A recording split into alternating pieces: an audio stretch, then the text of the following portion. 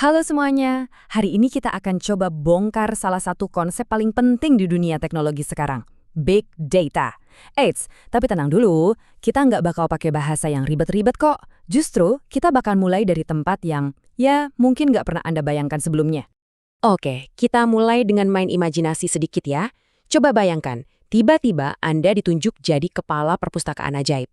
Perpustakaan ini gede banget, rak-raknya seolah nggak ada ujungnya. Tapi, ada satu masalah besar. Kondisinya kacau balau. Kira-kira gimana cara Anda membereskannya? Nah, yang bikin perpustakaan ini liar banget itu aturannya. Pertama, perpustakaan ini nerima salinan dari setiap informasi yang ada di dunia. Kedua, informasinya datang terus-menerus, tiap detik, nggak ada hentinya. Ketiga, bentuknya macam-macam. Buku, foto, video, rekaman suara. Wah, semuanya ada. Dan yang paling bikin pusing, nggak ada sistem arsip sama sekali. Semuanya numpuk gitu aja. Kebayangkan pusingnya kayak apa? Perpustakaan ajaib yang berantakan tadi sebetulnya bukan cuma khayalan loh. Itu adalah perumpamaan yang pas banget untuk sebuah konsep teknologi yang lagi mengubah dunia kita. Perpustakaan itu, ya itulah big data. Jadi, big data itu apa sih sebenarnya? Gampangnya gini, big data itu adalah kumpulan data yang ukurannya raksasa, tumbuhnya cepat banget, dan saking rumitnya, program atau alat pengelola data yang biasa kita pakai udah nggak sanggup lagi buat nanganinnya. Persis kayak perpustakaan kita yang kewalahan tadi. Oke, raksasa itu segede apa sih? Biar kebayang, kita lihat contoh nyata ya. Bursa Efek New York setiap harinya itu menghasilkan sekitar 1 terabyte data perdagangan baru. Isinya ya catatan jual beli saham. Itu tuh setara kayak ada ribuan buku baru yang dilempar ke perpustakaan kita setiap hari. Tapi tunggu dulu, itu baru pemanasan.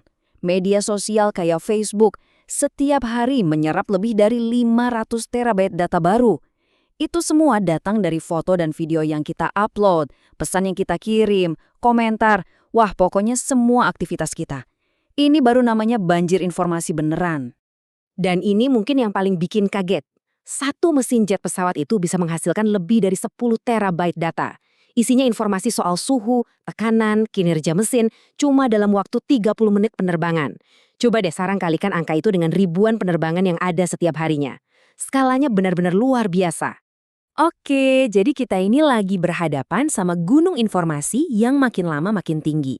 Nah, sama kayak di perpustakaan tadi, langkah pertama buat beres-beres kan kita harus pilah-pilah dulu jenis bukunya.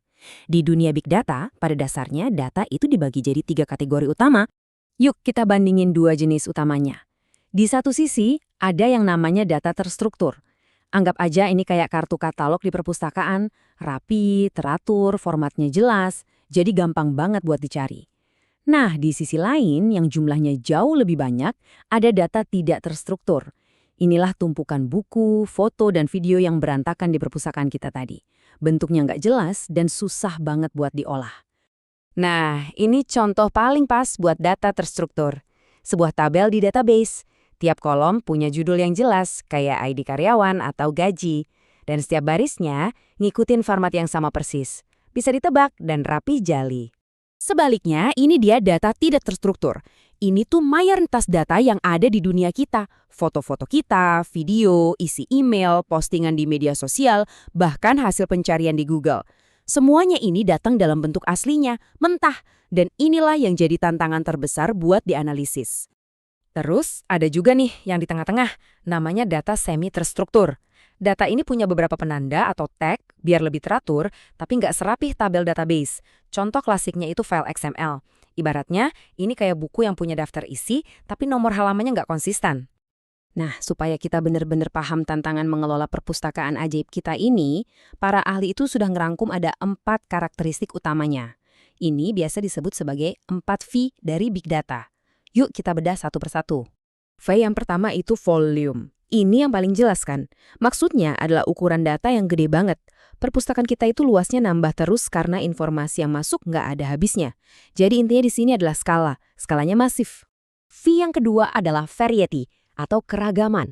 Ingat gak gimana perpustakaan kita itu isinya campur aduk? Ada buku, foto, video, rekaman suara. Nah, itulah variety. Data itu datang dalam berbagai macam bentuk, dari tabel yang rapi sampai video yang acak. Mencoba menggabungkan semua itu rasanya seperti menyusun puzzle yang kepingannya dari kotak yang beda-beda.